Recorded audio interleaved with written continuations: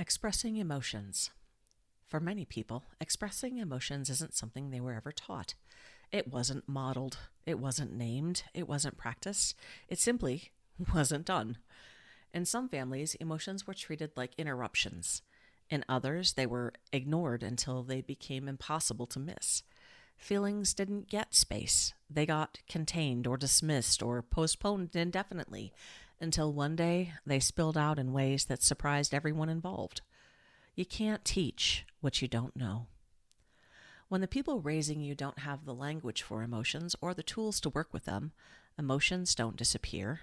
They wait, they pile up, they come out sideways, and often they come out messy.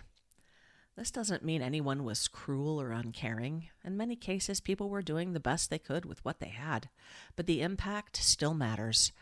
Growing up in an environment where emotions weren't understood often teaches one a quiet lesson early on.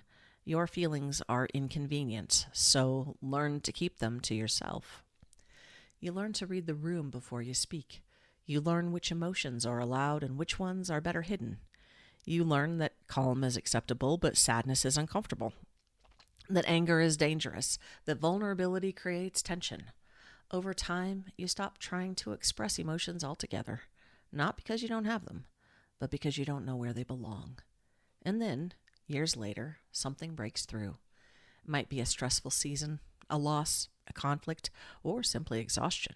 The emotions you've been carrying finally surface, and when they do, they don't arrive neatly.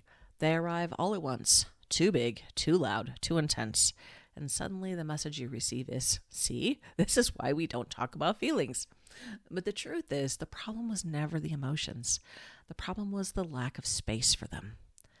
Expressing emotions isn't about being dramatic or unregulated. It's about having permission to notice what's happening inside you, permission to put words to it, permission to let feelings move instead of stagnate, permission to be.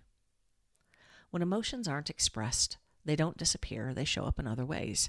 They show up as tension in the body, as irritability, as withdrawal, as overthinking, as fatigue, as conflict that seems to come out of nowhere.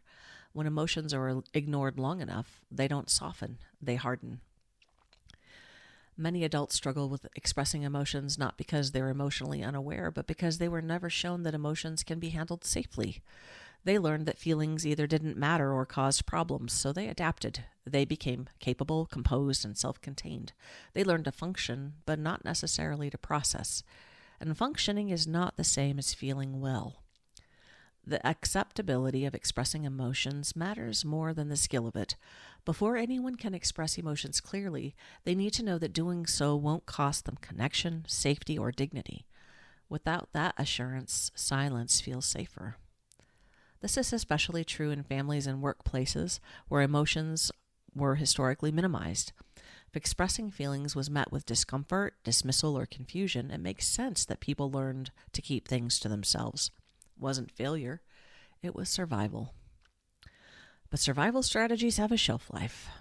At some point, what once kept you safe begins to feel constraining. You may notice that you struggle to name what you feel, or that when you do express emotions, they come out sharper than you intended. You may feel misunderstood, not because you're unclear, but because you're finally saying things you were never allowed to say before. This is where many people get stuck.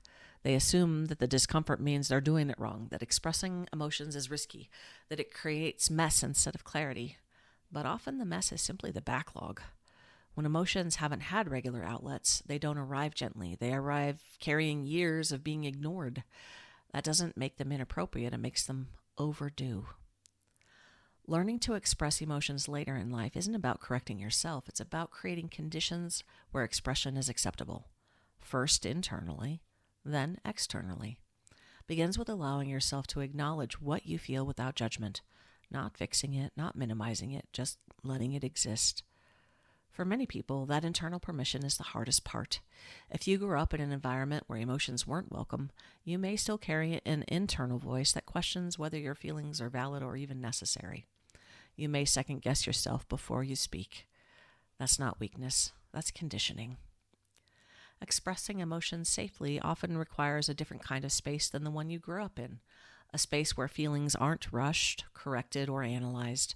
A space where you don't have to perform calm or clarity, a space where you're allowed to speak before everything makes sense, a place to really just be.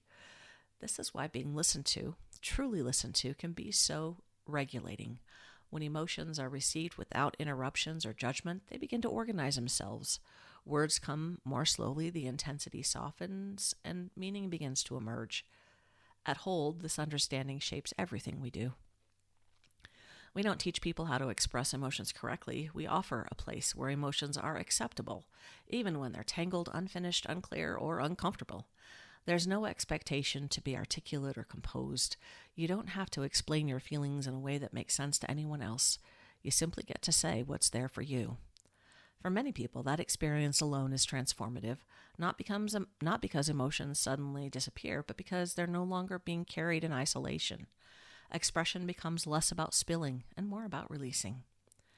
If you were raised without emotional language, you didn't miss something because you failed to learn it, wasn't available to you at the time, and it's never too late to build a new relationship with your emotional world, one rooted in permission rather than pressure. Expressing emotions isn't about making a mess or keeping things tidy. It's about letting what's inside you have somewhere to go. And that starts with knowing your emotions are allowed. When you're ready, there is space for them.